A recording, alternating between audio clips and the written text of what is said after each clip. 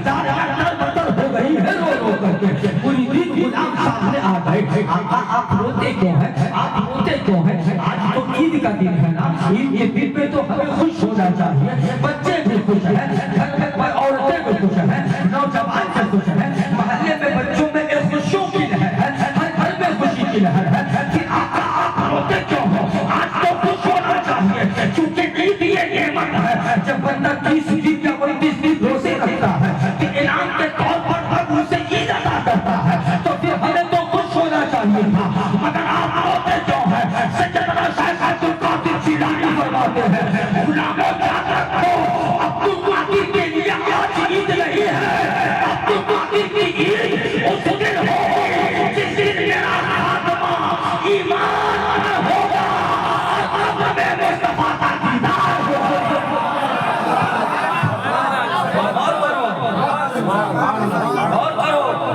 सैयदना शेख अब्दुल कादिर जिलानी ने क्या कहा? जो रातों दिन खुदा की बारगाह में रोते रहे, खिलाते रहे। आवाज समझ में आ रही है? आवाज समझ में आ रही है? हाँ, आवाज समझ में आ रही? जी लगा के कहे यहाँ गाओ, मोहब्बत से कहे यहाँ गाओ। उस अब्दुल कादिर का पैगाम ये है कि जिस दिन मेरा खात्मा ईमान पर हो, उस दिन हमारे लिए ईद होगी, कब्र में जाकर उसका दीदार हो जाएगा। मेरे नौजवान भाइयों, मेरे मुसलमान भाइयों, और आदम की मैं तो सजाता हूं, मगर अपने दिल में एक बार ईमान का जायजा भी नहीं लिया करो कि हम मुसलमान है भी कि नहीं है, हमारे दिल में ईमान की हलावत है या नहीं है, हमारे सीने में नबी की मोहब्बत है या नहीं है। इससे भी गौर कर लिया करना। पूरी दुनिया तो ये समझ रही थी कि फिलिस्तीन गुलाम हो चुका है, मगर मैं कहता हूं नौजवानों, फिलिस्तीन गुलाम नहीं हुआ है, फिलिस्तीन तो आजाद हो चुका है। पूरी दुनिया के मुसलमान इसराइल के खिलाफ हो चुके हैं। ईमान की ग़िज़ा क्या है? कोई गाज़ा वालों से पूछे। ईमान की ग़िज़ा क्या है? कोई गाज़ा वालों से पूछे।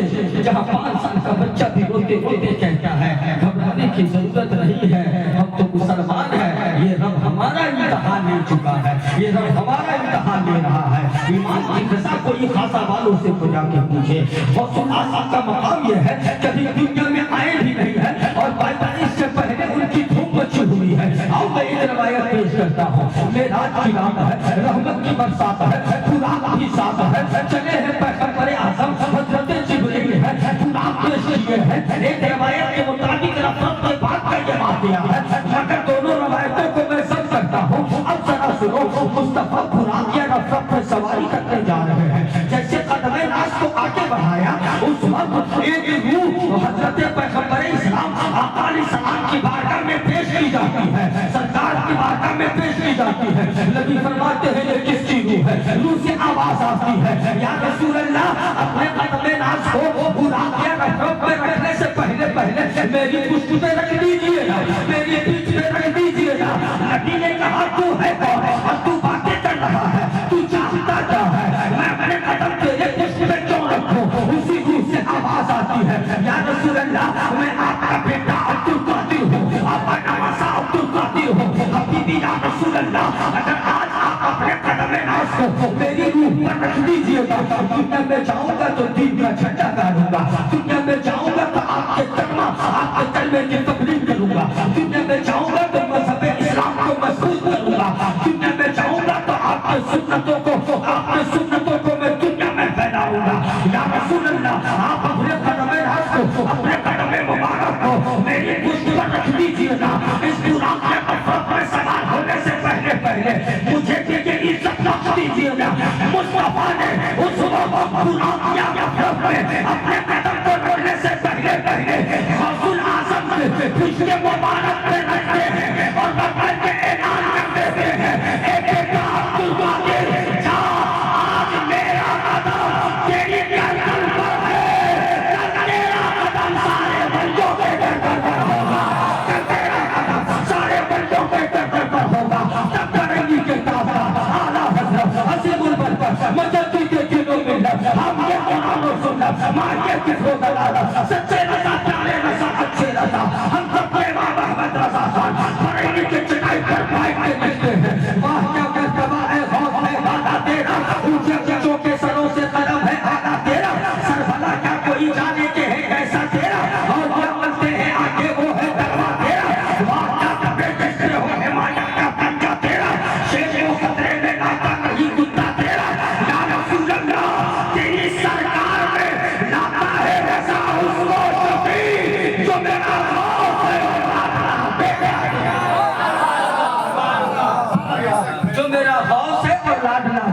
तेरा।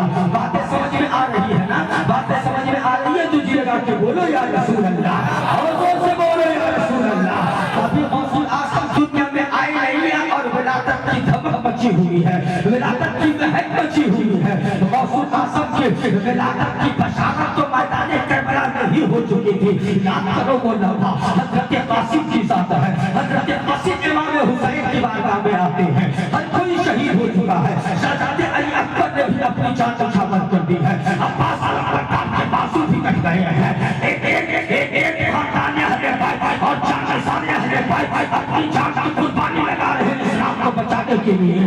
इधर आगे बढ़ते हैं, कासिम कहते हैं बाबा मुझे भी जाने की इजाजत दो ना, मैं भी उधर जाना चाहता हूँ, मैं भी उधर जाना चाहता हूँ। मैं बताना ये चाहता हूँ कि गौसुल आजम की विलादत की खबर मैदान करबला में भी मिल चुकी थी। मैं समझाना ये चाहता हूँ। हजरत कासिम कहते हैं मुझे भी जाने की इजाजत दो। इमाम हुसैन मेरे इमाम कहते हैं मेरे लाल, मेरे भतीजे, मेरे बेटे, मैं मुझे कैसे भेज दूं? उधर तो जाता है कोई वापस नहीं आता है। तू मेरे भाई हजरत हसन की अकेली निशानी है, अगर मैं तुझे भेज दूंगा तो फिर मेरे भाई हसन की निशानी कयामत तक के लिए मिल जाएगी।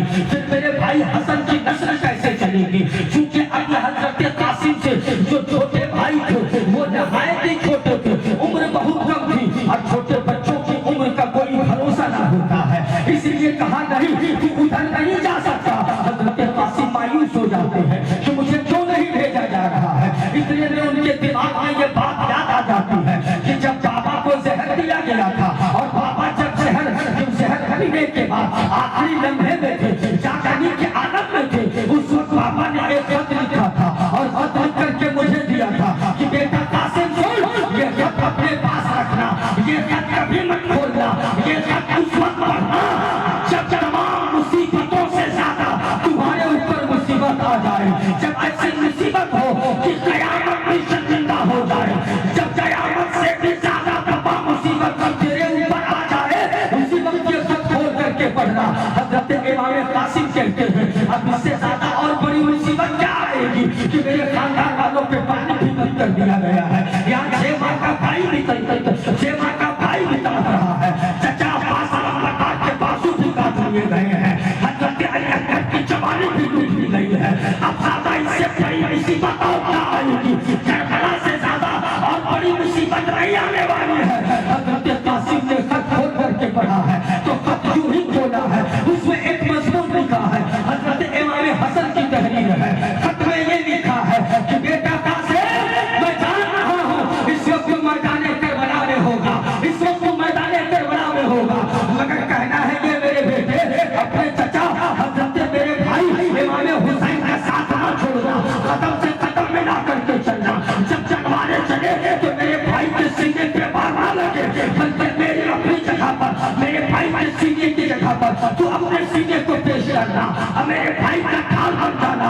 कहीं मेरे भाई को एहसास ना हो कि काश मेरा बड़ा भाई हसन होता तो आज मेरी मदद करता, काश मेरा बड़ा भाई हसन होता तो आज मेरे साथ जंग करता। हजरत कासिम के दिलों में खुशी की लहर दौड़ गई, वो रुका लेकर इमाम हुसैन के पास जाते हैं, कहते हैं चचा जान आप इजाजत दो या ना दो, मेरे पापा हसन ने करबला में जाने की इजाजत दे दी है, अब तो हम जंग करेंगे। कहा बात क्या है? उस खत को इमाम हुसैन की बारगाह में पेश किया। इमाम हुसैन ने जो भी खत को पढ़ा है रोने लग गए, रोने लग गए, रोने लग गए कि भाई हसन ये तूने क्या लिख दिया? अगर मैं कासिम को भेज देता हूँ और कासिम शहीद हो जाते हैं तो कयामत तक आपकी नस्ल आगे कैसे बढ़ेगी, लोग आपको जानेंगे कैसे? हजरत इमाम हुसैन ने दुआ के लिए हाथ उठा दिया, हे परवरदिगार अगर तू मुसाफिर की दुआ कबूल करता है तो हुसैन आज मुसाफिर भी है, अगर तू मुजाहिद की दुआ कबूल करता है तो हुसैन आज मुजाहिद भी है, अगर तू गाजी की दुआ कबूल करता है तो हुसैन आज गाजी भी है, अगर तू आशूरा के दिन दुआ कबूल करता है तो आज यौम आशूरा भी है, अगर जुमे के दिन तू दुआ कबूल करता है तो आज दिन जुमा भी है। हे परवरदिगार मेरे भाई ने मेरे लिए जो कुर्बानियां पेश की है तू इसका बदला अदा कर देना, तू इसका सिला दे देना। मैदान करबला में भी गायब से निदा आती है, हे हुसैन जा तेरे भाई हसन की नस्ल में एक ऐसा बेटा दूंगा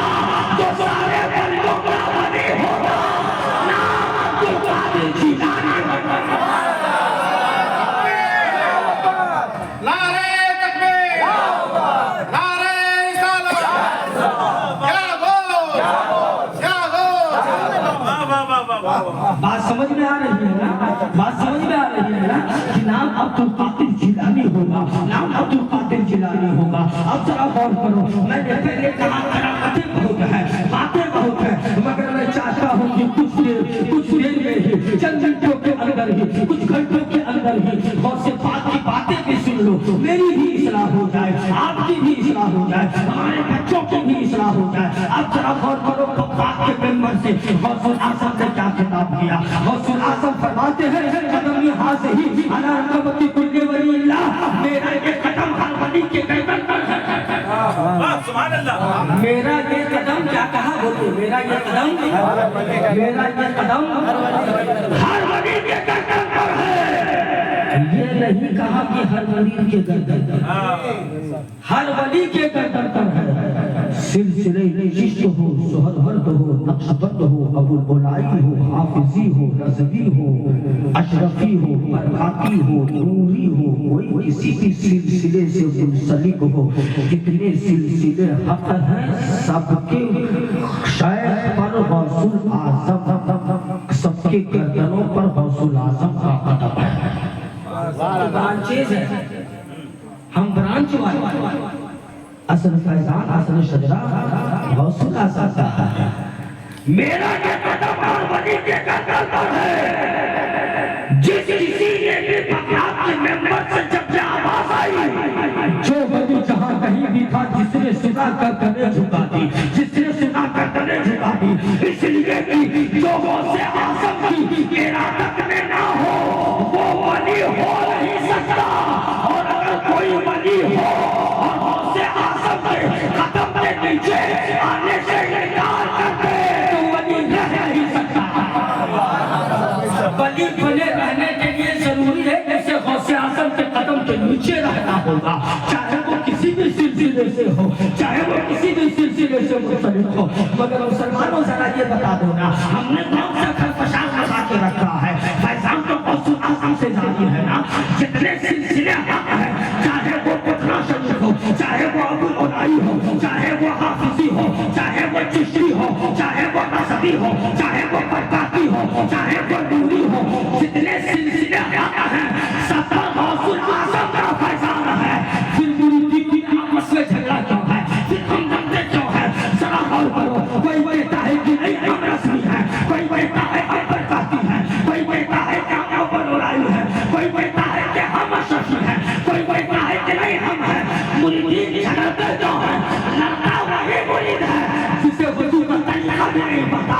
नादान साली तू झगड़ रहा है, मोहल्ले में खुराफात मचा रहा है, लोगों में लड़ाइयाँ पैदा कर रहा है, पीरों में बंटवारे कर रहा है, गौसुल आज़म के फैजान को दहेज और तकिए में डाल रहा है, और फिर कहता है कि तुझे ना तो वजू का पता है, ना गुस्से में कितने फराइज़ को मालूम है। और फिर ये झगड़ा किस बात का है कि हम असली है सबसे बेहतर है, हम बरकाती है सबसे बेहतर है, हम अशरफी है सबसे बेहतर है, जबकि सबके शजरा का सिलसिला गौसुल आज़म से मिल रहा है। नज़वी बाद में कादरी पहले हो, अशरफी बाद में कादरी पहले हो, चिश्ती बाद में कादरी पहले हो, नूरी बाद में कादरी पहले हो, सबसे पहले कादरी हो। और जो कादरियत से इनकार कर दे ना उसका पीर बेहतर ना उसका खलील बेहतर।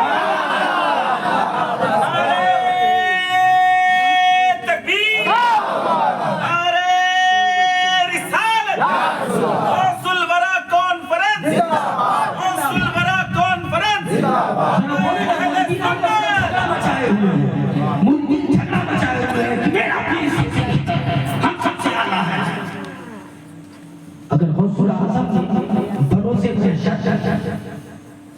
हर पीर की मुरीदीन को सामने खड़ा कर दिया और उनके शेख को सामने खड़ा कर दिया और कह दिया देख मैंने तुझे दुनिया में विलायत अता की थी, मगर ये तेरा मुरीद है जो नमाज नहीं पढ़ता था। हर शेख को खड़ा कर दिया और कहा देख मैंने तुझे दुनिया में विलायत दी थी, विलायत की खैरात मांगी थी, मगर ये तेरा मुरीद है जो गजरी का पगड़ी का शराबी था। तो वो जरा अपने दिल को तू रुस्वा करेगा या नहीं? बोलिए ना ईमानदारी से। हक बात बोलने की मुझे बड़ी खुजली होती है, बहुत अच्छी खुजली। हक बात बोलने से मैं गुरेजता नहीं हूँ। बोल हम अपने पीर को रुस्वा करने के लिए करेंगे ना, करेंगे ना, तो जरा बताओ ना मेरे प्यारे, हम अपने पीरों को रुस्वा कर रहे हैं। मेरे नौजवानों सुन आओ तालीम की तरफ आ जाओ, मैं थोड़ी देर आपके सहन को अपनी तरफ लाना चाहता हूँ। इसलिए जरूरत इस बात की है कि आपस में झगड़े मत मचाओ, आपस में फसाद मत मचाओ।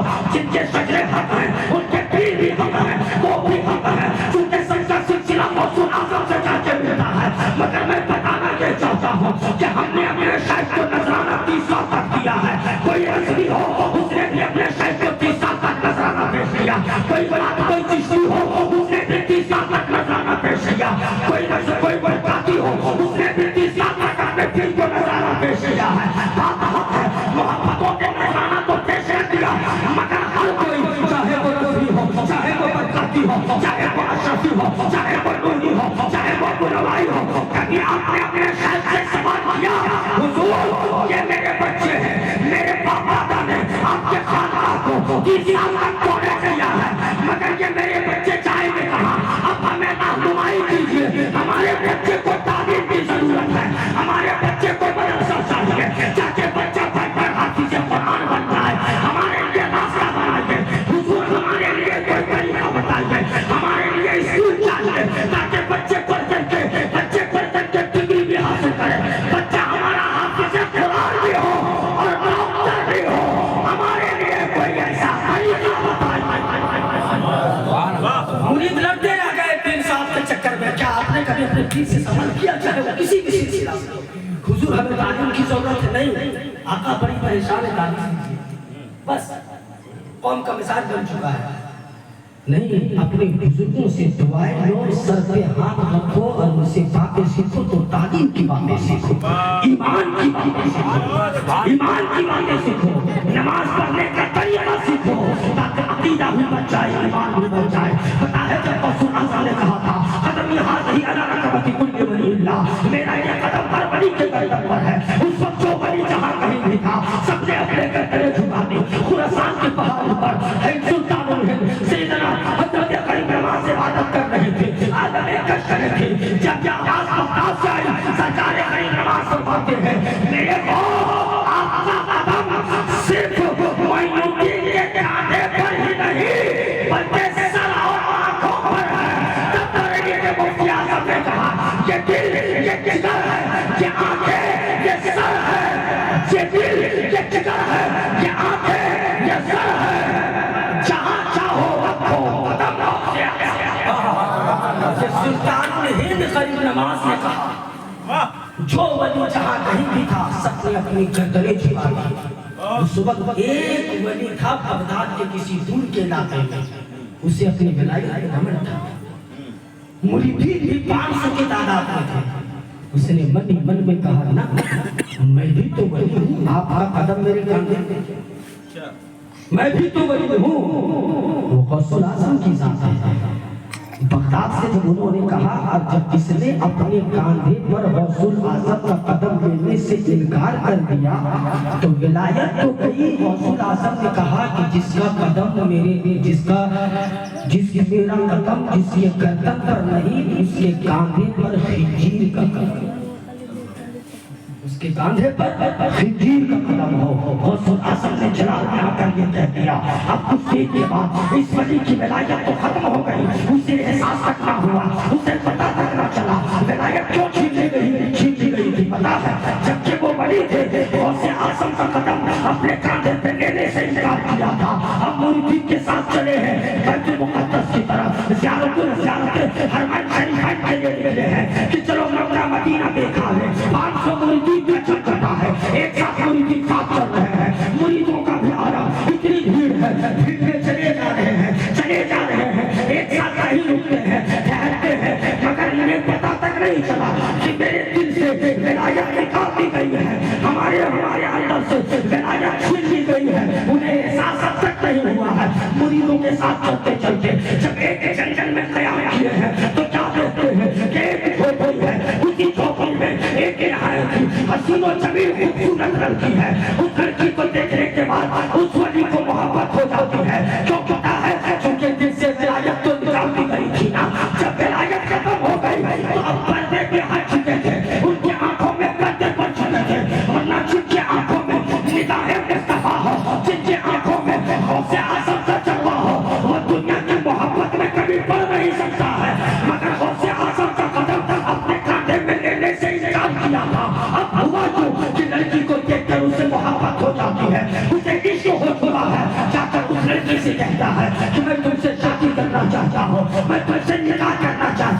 लड़की कहती है कि मेरे बाप से बात करो। जब उसके बाप से बात की गई तो बाप का ईसाई मजहब ईसाई का मानने वाला वो बाप कहता है तू मेरी लड़की से मोहब्बत करता है ना? कहा हाँ। कहा तू मेरी लड़की से शादी करना चाहता है ना? कहा हाँ। कहा मेरी कुछ शर्तें हैं, उसे मान लोगे तब मैं यकीन करूंगा, वरना तू परदेसी है, मैं तुझ पर कैसे यकीन कर सकता हूँ? मुमकिन है कि आज शादी कर लो, कल भाग जाओगे, मैं तुझे आजमाना चाहता हूँ। कहा तो वो कोई कहते हैं बताओ क्या आजमाना चाहते हो? वो पादरी जो ईसाई था वो ईसाई कहता है कि आजमाना ये चाहते हैं कि मेरी बेटी दिन के उजाले में दिन के वक्त सुबह के वक्त खिंजीरों को लेकर जंगल में जाकर चराया करती है, उसे जाकर तू भी साथ में चराया कर, तब मैं जानूंगा कि तू मेरी बेटी से मोहब्बत करता है। वो इश्क में अंधा हो चुका था, इश्क में वो पागल हो चुका था, वो लड़की के फेरे में आ चुका था, चूंकि बेलाया जो छीनी गई थी वो लड़की के मोहब्बत में इकरार कर लेता है कि चलो चलो मैं तेरे बेटी के साथ खिंची को चराने भी जाऊंगा। तू ही चराने के लिए निकलता है, सारे मुरीदीन भाग जाते हैं कि अल्लाह अल्लाह ये क्या हुआ? मुरीदीन घटने लग गए, अरे ये तो मेरा शायद था, ये तो खिंची चराने के लिए मिला है, हम इसे अपना शायद कैसे माने? लोगों के भीड़ भटकी चले गए। थोड़ी देर के बाद लड़की के गोद में एक खिंची का बच्चा रहता है जिसे वो अपने कांधे पे लेकर चलती है। लड़की कहती है मुझसे मोहब्बत करते हो? कहा हाँ। तो किसी खिंची को अपने कांधे पे रख लो, तब मैं जानूंगा कि तू मुझसे मोहब्बत करता है। उस वली ने उस शख्स ने खिंची के बच्चे को अपने कांधे पे उठाकर रख लिया। और आसम ने तो यही कहा था कि जिसका कदम जिसके गर्दन पर मेरा कदम नहीं, उसके कांधे पर खिंची का कदम हो, उसने अपने कांधे पे भी रख लिया है। मुरीदीन भागते चले जा रहे हैं। अब जो ही आगे बढ़ा वापस आया तो अब वो ईसाई कहता है, लड़की का बाप कहता है अगर तू मेरी बेटी से निकाह करना चाहता है तो आखिरी शर्त मान लो। कहा आखिरी शर्त क्या है? कहा एक इधर खिंची का गोश्त है और उधर शराब है, इस गोश्त को उठाओ के खाओ और इस शराब के बोतल तू भी पी लो और वो सब इस्लाम को छोड़कर तू ईसाई भी बन जा, तब मैं तुझ पर यकीन करूंगा, तब मेरी बेटी से शादी कर लेना। सब मुरीद तो भाग चुके थे मगर दो बच्चे थे वो उसी जगह ठहर गए थे, उनका दिल रो रहा था। जो पक्के सच्चे मुरीद थे जब उन्होंने ये देखा दुआ के लिए हाथ उठा दिया है। अब वो दुआ करते हैं कि अल्लाह ये माजरा क्या है? जहाँ तक के खिंजीर का कदम इसके गर्दन पे आ गया तो चलो ये हराम हुआ, चलो ये नाजायज हुआ, मगर ये तो अब मुर्तद होने जा रहा है। ये तो लड़की के इश्क में ईमान को बेच रहा है, ईमान का सौदा कर रहा है। अब इसे बचावेगा कौन? दोनों मरीज दुआ के हाथ उठा लेते हैं। ए मेरे पीरे पीरा, ए मेरे बड़े पीर, ए दुनिया के दस्तगीर, ए सैयदना शाह अब्दुल कादिर जिलानी, मुरीदों के रखवाले सैयदना शाह मेरी मदद कीजिए, हमारे पीर को मुर्तद होने से बचा दीजिए। आज से अपना ईमान खो बैठेगा, उसे बचा लीजिए। मैं वादा करता हूँ कि जब ये तौबा कर देगा तो आपकी बारगाह में पकड़ करके लाऊंगा।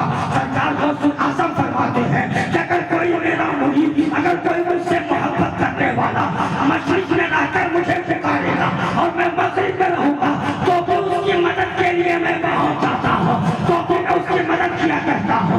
इधर दोनों मुरीदों ने दुआ के लिए हाथ उठाया।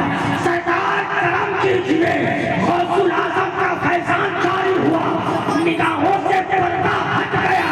जैसे पर्दा हटा है तो शराब को भी फेंका है, उस रोज को भी फेंका है, दिल याद उठा है कि अब मैं क्या करने जा रहा था, मैं तो ईमान बेचने जा रहा था। वो सरवतर होने लगा, मुरीदों ने हाथ पकड़ा, कहा नादान चल सैयदना शाह अब्दुल कादिर जिलानी की बात है, तुमने गुस्ताखी की थी, जाकर बैठ गया। अब सरकार जलाल में है, बात करने की किसी को हिम्मत नहीं हो रही है। बात करे तो कौन करे, बोले तो कौन बोले। जब ये कदमों में रहकर गिड़गिड़ाने लगा और रोने लगा, गौसुल आजम ने फिर इशारा किया और सरकार गौसुल आजम ने कहा जा, मैंने तुझे माफ किया, रब ने तुझे माफ कर देगा। इतना कहना था कि वापस मिलाया, वापस बुलाया फिर मिल गई। मेरे से चाहने वाले दीवानों, गौसुल आज़म से खुद के सच्चे मोहब्बत करने वाले नौजवानों, वो जज्बा हमें कब आएगा? वो ईमान की बेदारी हमें कब आएगी? वो ईमान की बेदारी कब हमें आएगी? हमारे नौजवान कब समझेंगे? हमारे बच्चे कब समझेंगे? जरा गौर करो ना, जिस उम्र में फिलिस्तीन की बच्चियां बैतुल मुक़द्दस से हिफाजत के लिए अपनी जान की कुर्बानी दे रही है, उस उम्र में हमारे घर की बच्चियां ट्विटर पर रील और फेसबुक पे वीडियो बनाने में व्यस्त हैं। ये हमारे घरों का हाल है, ये हमारे घरों का हाल है। रात को जब फिलिस्तीन की बच्चियां सोती है तो वो हिजाब में सोती है। जब उनसे पूछा गया कि बहन तो हिजाब पहन करके बुर्के में अपने बिल्कुल बंद अपने जिस्म को जेबो तन करके ढक करके क्यों सोती हो? वो कहती है पता नहीं रात के अंधेरे में कब बमबारी हो जाए और मेरी मौत हो जाए। कहीं ऐसा ना हो जब सबका सुख का जब उजाला निकले तो जब अखबार या रिपोर्टर आए तो मेरा जिस्म खुला रहे और उसे हाथ में पूरी दुनिया मुझे देखे। ये मेरी खैरतें, ये मेरे ईमान को गवारा नहीं करती है, ये मेरी खैरत को गवारा नहीं करती है। जरा और मेरी बहन बेटियों, फिलिस्तीन के बच्चों से सबक हासिल करो कि नबी ने तुझे दुनिया में क्यों कराया। और फातिमा की शहजादियों, जरा गौर करो, जिस फातिमा से तू मोहब्बत करती है उन्होंने कौन सा किताब पेश किया और हम कौन सा किताब पेश कर रहे हैं? हमारा नौजवान कहता है कि मौला हमने कोई सलाहुद्दीन की चुप्पी दे दे, हमारे घर में सलाहुद्दीन की चुप्पी जैसा कोई पैदा क्यों नहीं होता? मोहम्मद बिन कासिम जैसा कोई पैदा क्यों नहीं होता? तारीख में जैसा कोई क्यों पैदा नहीं होता? जरा बता दो कौन के नौजवानों, क्या सलाहुद्दीन की चुप्पी किसी गांजा पीने वाले के घर पैदा होंगे, शराब पीने वाले के घर पैदा होंगे, नमाज़ी के घर पैदा होंगे, डीजे बजाने वाले और शादियों में डांस करने वाले के घर पैदा होंगे। मेरे नौजवानों, हमने कौम का रुपया बहुत बर्बाद किया है। अगर गांव में एक साल में 10 शादियां हो तो जरा गौर करना, एक इंसान डीजे बजाता है 20,000 का, गांव में 10 शादियां हो तो हमारा आपने 2 लाख रुपया बर्बाद कर दिया, जिसका कोई फायदा नहीं। 20,000 का बाजा बजाया, 10 से 10 शादियां हुई तो जरा 20 को 10 से मल्टीप्लाई करो, यानी एक साल में नॉर्मल फिगर किया जाए तो 2 लाख हमने बर्बाद किया। और अगर उसी 2 लाख को जमा कर लेते 5 साल तक हमारे पास एक 10 लाख की मोदी रकम हो जाती। जिस 10 लाख से स्कूल तू अपना बनाता, कॉलेज तू अपना बनाता, मदरसा तेरा होता, न किसी के आगे तल में चाची होती, न किसी को डोनेट करने की जरूरत होती, न किसी को पीने मांगने की जरूरत होती। एक साल में 2 लाख रुपये ही बर्बाद किया था, उसी को 5 साल तक जमा कर देते ना। इस नियत से तो बताओ आज हमारा स्कूल अपना होता, मदरसा अपना होता, कॉलेज अपना होता, बच्चा अपना होता। मगर यहाँ कहता है कि मेरे घर सलाहुद्दीन अय्यूबी क्यों नहीं पैदा होते? सलाहुद्दीन अय्यूबी का किरदार आपने पढ़ा है, वो सुहासा की महफिल है, मगर नौजवानों सलाहुद्दीन अय्यूबी का किरदार देख लो, खुदा की इज्जत की कसम से बदल जाएगा। उसके बाद भी अगर आपके ईमान की हलावत, ईमान में हलावत ना आए और आपके अंदर जज्बा ना बेदार हो तो यकीनन आप तौबा करें, दिन भर में 100 बार इस्तिग़फ़ार पढ़ें ताकि दिल में नूरानियत पैदा हो जाए। और सलाहुद्दीन अय्यूबी की ज़ात है, सलाहुद्दीन अय्यूबी ने 100 से ज़्यादा जंगें लड़ी थी, मगर पता है किसी एक जंग में भी उसे शिकस्त नहीं हुई थी। सलाहुद्दीन अय्यूबी कहते हैं कि जब उनके कुत्ते को खोला जाता था तो उनके जिस्म पर कोई ऐसी जगह बाकी ना थी जहाँ पर तीर का निशान या कच्ची का निशान या भाले का निशान या तलवार का निशान ना हो, यानी एक बालिश भी उनके पीठ में जगह बाकी ना थी कि जहाँ पर तीर या कच्ची या भाले का निशान ना हो। वो सलाहुद्दीन अय्यूबी की ज़ात है। दुनिया समझती है कि हम दुनिया में अगर हम आवाज उठाएंगे तो लोग हमारा कत्ल कर देंगे, अगर हम हक बोलेंगे तो हम मारे जाएंगे। याद रखो, अगर जंग में मौत होनी होगी तो सलाहुद्दीन अय्यूबी 100 से सारा जंग लड़े, मगर जंग में उनकी मौत नहीं हुई, बल्कि बिस्तर पे उनका इंतकाल होता। जो हजारों हजार दुश्मनों के बीच तलवारें चलाते रहे, सलाहुद्दीन अय्यूबी जंग पे नहीं मारे गए, बिस्तर पे उनकी मौत होती है। हमारा नौजवान समझता है कि अगर हम हक बात बोलेंगे तो हमें मार दिया जाएगा। नादाम सुन, हक बोलना तेरा अधिकार है, ये तो नबी की सुन्नत है, ये तो खुदा की बातें हैं, हक बातें बोलना। उस सलाहुद्दीन अय्यूबी की बात कर रहा हो। ईसाई के कीड़े को सलाहुद्दीन अय्यूबी ने मुहासरा कर दिया है, ईसाई के कीड़े को घेर लिया है। अब ईसाई परेशान है, 3 दिन तक मुहासरा किया सलाहुद्दीन अय्यूबी से हम जीत नहीं पाएंगे, सलाहुद्दीन अय्यूबी से हम जंग नहीं कर पाएंगे। अगर हम आते हैं तो हम मारे जाएंगे। सलाहुद्दीन अय्यूबी को अब कैसे हराया जाए? तमाम ताकतों को इकट्ठा किया, तमाम लोगों को इकट्ठा किया और इकट्ठा करके सलाहुद्दीन अय्यूबी को बनाया गया। और ईसाइयों ने ये बात रखी, सलाहुद्दीन पीछे से जीना चाहिए, कहा हाँ। यहाँ की हुकूमत चाहिए, कहा हाँ। यहाँ की दौलत चाहिए, कहा हाँ। बस मुझे एक बात करनी है कि हम तुझसे लड़ना नहीं चाहते हैं, हम तेरे मुकाबले में तलवार नहीं उठाना चाहते हैं। सुल्तान सलाहुद्दीन अय्यूबी कहते हैं, फिर तुम चाहते क्या हो? तमाम ईसाइयों ने कहा बस एक काम आपको करना है, किले के अंदर जो बाजार है, इस बाजार के दरवाजे से लेकर बाजार के उस दरवाजे तक तुझे बस गुजर जाना है अपने फौजियों को लेकर। अगर तू गुजर गया तो किला तेरा हो गया, हुकूमत तेरा हो गया। हज़रत सलाहुद्दीन अय्यूबी ने शर्त मान ली है, मगर शर्त तो मान ली, मगर रात भर सलाहुद्दीन अय्यूबी रो रहे हैं खुदा की बारगाह में कि परवरदिगार इनकी कौन सी चाल है। अगर तलवार उठाते तो मुमकिन है कि लड़ना आसान था, बच्चियां उठाते तो लड़ना आसान था, बीवी खाते तो लड़ना आसान था। मगर ए मेरे मौला, ये कौन सी बात हो गई? हमें सिर्फ गुजरना है। मौला हमारी इज्जत की लाज रख लेना, सुन्नत मुस्तफा की लाज रख लेना। रात भर सुल्तान अय्यूबी रोते रहते हैं, रोते रहते हैं। इधर ईसाइयों ने अपना एक बैकग्राउंड तैयार कर लिया कि मुसलमानों को हराना कैसे है। ईसाइयों के पादरियों ने एक मशवरा दे दिया, उसी मशवरा पे अमल कर लिया। अब जब सुबह की आज़ान हुई है, सुल्तान सलाहुद्दीन अय्यूबी ने तमाम मुजाहिदों के साथ फजर की नमाज पढ़ी है। अब ऐलान हो गया कि चलो हमें बाजार के इस रास्ते से दूसरे रास्ते तक बस निकल जाना है, हमारी फतह हो जाएगी, किला हमारा हो जाएगा। सुल्तान सलाहुद्दीन अय्यूबी के पीछे कोई 18 साल का नौजवान है, कोई 20 साल का नौजवान है, कोई 21 साल का नौजवान है। नौजवान दौड़कर जिस उम्र में हमारे बच्चे क्या से क्या करते हैं, 20 साल का नौजवान सलाहुद्दीन अय्यूबी के पीछे इस्लाम के लिए अपनी जान देने के लिए तैयार है, नबी की सुन्नत को जिंदा करने के लिए बेदार है। हज़रत सलाहुद्दीन अय्यूबी अपने घोड़े को आगे लेकर आते हैं, किला का दरवाजा खुलता है, चूहे खुलता है। सलाहुद्दीन अय्यूबी आगे देखते हैं, पीछे देखते हैं, नीचे देखते हैं, ऊपर देखते हैं, जमीन में देखते हैं और पहाड़े मार मार करके रोने लगते हैं। गालियां नतर हो जाती है। हज़रत मुजाहिदीन भी सब परेशान हो गए। हे सुल्तान, आज तक आपको किसी जंग में इतना मायूस और ऐसा नीचर देखा, मगर आज तक आपको रोते नहीं देखा।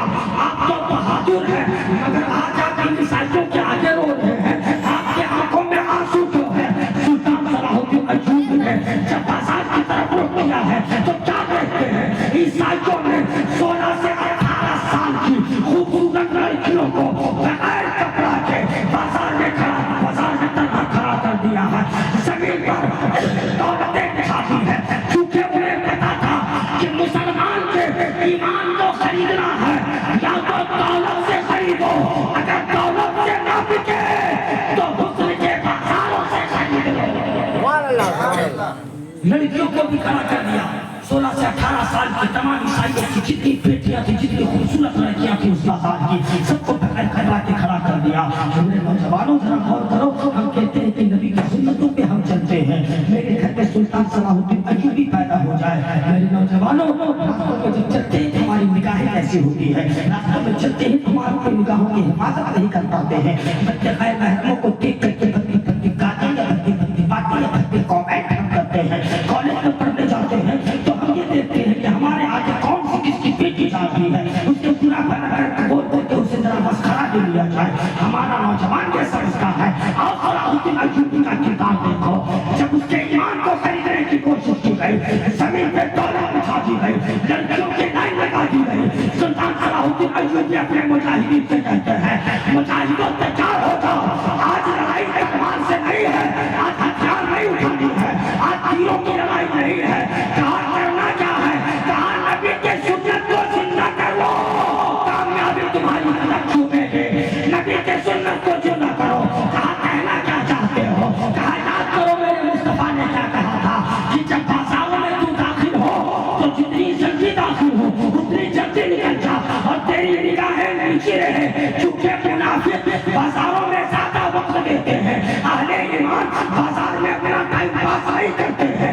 इसलिए मेरे मुजाहिदीन को नबी का जो फरमान है कि निगाहें नीचे कर लो और दुरूद पढ़ते हुए निकल जाओ। खुदा की इज्जत की कसम 18 साल का जवान पीछे खड़ा है, 21 साल का जवान पीछे खड़ा है, 22 साल का जवानी पे डहडहाती हुई खूबसूरत चेहरा लेकर मुजाहिदीन पीछे खड़े हैं। मगर जब बाजार में दाखिल हुए हैं तो किसी ने अपनी निगाह ना उठाई। दोनों को भी ठोकर मार दिया, हुस्न को भी ठोकरे मार दिया और तमाम मुजाहिदीन सुल्तान सलाहुद्दीन अय्यूबी के साथ बाजार के इस दरवाजे से जब उस दरवाजे से पास कर गए, तमाम ईसाइयों ने कदमों में गिरकर कहा, हे सलाहुद्दीन, हकीकत में तू नबी का सच्चा गुलाम है, ये आज से ये कीड़े की हुकूमत का मालिक तू है। जरा गौर कर, कीड़े की हुकूमत की चाबी दे दी गई। कहा हकीकत में तू नबी का वफादार है। कहा सलाहुद्दीन, अब जाके कहा हो, जाते जाते ये राज तो बता दो ना। हमने इतनी खूबसूरत लड़कियों को तेरे आगे खड़ा किया मगर तू निगाह उठा करके भी नहीं देखा। जो तेरे आगे बिछाती फिर भी निगाह उठा करके नहीं देखा। इसका राज तो बता दो। सुल्तान सलाहुद्दीन अय्यूबी कहते हैं, नादान, जिसकी निगाहों में मुस्तफा का जलवा बसता हो, जिसकी निगाहों में नबी का हुस्न बैठ चुका हो, वो दुनियावी हुस्न को देख करके क्या करेगा। ईसाई ने कहा तो सुन, अब वैसे मत जा। अरे जब हम नबी के गुलाम का किरदार का क्या आलम यह है तो मदीने वाले मुस्तफा का किरदार का आलम क्या होगा। मुझे भी कलमा पढ़ाकर नबी के उम्मती में शामिल कर दे। तो गुलाम मुस्तफा कैसे हुआ करते थे कि खैर नहीं देख रहे तो उसे नबी अल्लाह याद आ जाए, खैर नहीं देख रहे तो उसे नबी का कलमा याद आ जाए। मगर जरा गौर करो, आज हमने कैसा किरदार पेश किया है कि दुनिया हमें आतंकवाद करती है, दुनिया हमें टेररिस्ट के नाम से जानती है। क्योंकि हमने अपने किरदार को रौन दिया है, नबी के सुन्नतों को पहले करे हमने रौनना शुरू किया है, गौसे आज़म के फरमान को हमने पैरों तले रखा है। ए मेरे प्यारे, मैं बारहा करता हूँ, कामयाब होना चाहते हो तो गौसे आज़म के तालीमात को पढ़ो, बुजुर्गों की तालीम को पढ़ो। इसलिए कुरान का जब नुज़ूल होता है तो सबसे पहले यही हुक्म दिया जाता है, इक़रा बिस्मि रब्बिकल लज़ी खलक़, कि तू पढ़। अगर कामयाब होना चाहते हो तो एजुकेशन की तरफ बढ़ाओ, तालीम की तरफ बढ़ाओ। मगर हमारे बच्चे पढ़ना नहीं चाहते हैं, वो पढ़ेंगे कैसे। रात के 3 बजे कभी सड़कों पे जाते थे, जब सड़कों पे आप गुजरोगे तो उनके बच्चे 3 बजे भोर उठ करके, चाहे बारिश का मौसम हो, चाहे ठंडे का मौसम हो, चाहे गर्मी का मौसम हो, चाहे मौसम कोई भी हो, उनके शहरों के बच्चे 3 बजे उठ करके 2 घंटे तक वो सड़कों में दौड़ते हैं। 2 घंटे दौड़ने के बाद वो किताब लेकर के बैठते हैं। क्यों पता है, उनके बच्चों में से किसी को आईएएस बनना है, किसी को आईपीएस बनना है, किसी को दारोगा बनना है, किसी को डॉक्टर बनना है, तो किसी को कोई और ओहदा लेना है। वो 3 बजे उठ करके दौड़ता है, फिर पढ़ता है, तब कॉलेज या यूनिवर्सिटी के लिए जाता है। हमारा बच्चा जाकर फ्री फायर या पबजी में बिजी रहता है। वो 3 बजे उठ करके कहाँ से उठेगा, वो पढ़ेगा क्या और देखेगा, वो टाइम पास करने के लिए स्कूल जाता है। आपको भी औकात नहीं है, मानने वाले को भी औकात नहीं है कि हम अपने बच्चों से हिसाब ले सके, अपनी बेटियों से हिसाब ले सके। बेटियां अपने ईमान का सौदा कर रही है, इंतकाल का शिकार हो रही है।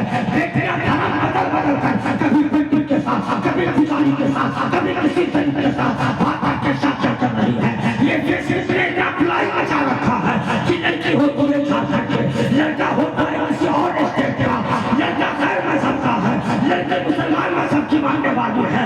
फिर सिलसिला अफेयर हुआ, दोनों आपस में ताल्लुकात बनाए। कुछ दिनों के बाद नतीजा ये निकलता है कि लड़की को फला जगह पर मर्डर कर दिया गया, लड़की को मार दिया गया।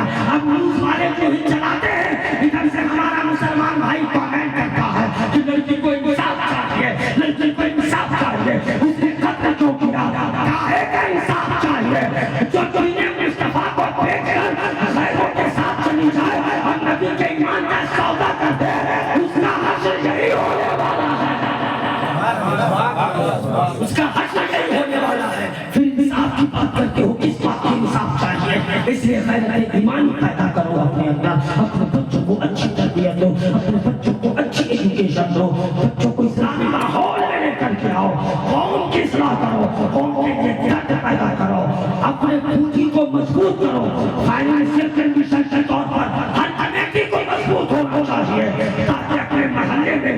किसी के साथ आपदा में या कोई घटना आ जाए तो जब आपके पास पूंजी रहेगी तो आप बहुत कुछ कर सकते हो। जब आपका फाइनेंशियल कंडीशन मजबूत रहेगा तब आप बच्चों को अच्छा पढ़ा भी सकते हो, कौम की भी रहनुमाई कर सकती हो। इसलिए खुदा ना मेरे प्यारे वो फरमान पे चलो, इधर उधर अपने रुपये और पैसों को बर्बाद मत करो, कमेटी को मजबूत बनाओ, खुद भी मजबूत हो जाओ, एक हो जाओ, नेक हो जाओ। हाफिज़ मिल्लत कहते हैं कि इत्तेहाद में जिंदगी है, इख्तिलाफ में मौत है। इख्तिलाफ मत रखो तमाम लोगों पर। गौसुल आज़म का फैज़ान जारी है, वो गौसुल आज़म के साथ है, इसलिए उस पर दीन की बात है। जितना दीन करे इखलास हकीकत पेश करो, हर मुसीबत में उन्हें पुकारा करो, नमाज में पढ़ा करो। गौसुल आज़म बेपनाह अपने मुरीदीन से और अपने मानने वालों से मोहब्बत किया करते थे, इसलिए उनकी मोहब्बत की खैरात चाहते हो तो फिर गौसुल आज़म के फरमान के मुताबिक खड़े उतर जाओ, इंशाअल्लाह दुनिया भी कामयाब हो जाएगी, आखिरत भी कामयाब हो जाएगी। आखिरी दो जुमले और मेरी तकरीर खत्म। मेरे प्यारे, आप ये समझते होंगे हमें 10 साल के बाद मरना है, 11 साल के बाद मरना है। खुदा ना करे कि आज की रात कोई कुछ कह दे, हम अपनी जबान से कुछ बोल दें, सीने से ईमान निकल जाए और कल आपकी मौत हो जाए।